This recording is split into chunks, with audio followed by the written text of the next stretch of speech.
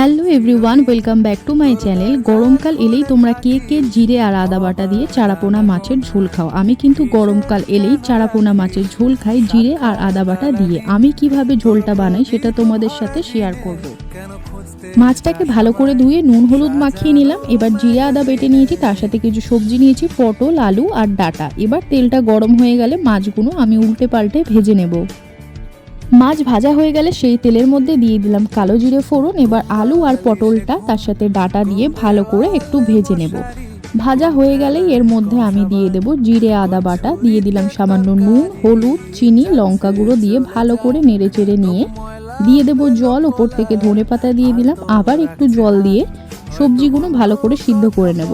সিদ্ধ হয়ে আসলেই কিন্তু মাছটা দিয়ে দেবো। এর মাছ দিয়ে দিলেই কিন্তু তৈরি হয়ে যাবে জিরে আদা বাটা দিয়ে চারাপোনা মাছের ঝোল। ভিডিওটা ভালো লাগলে লাইক করো আর সাবস্ক্রাইব করে পাশে থেকো। বাই।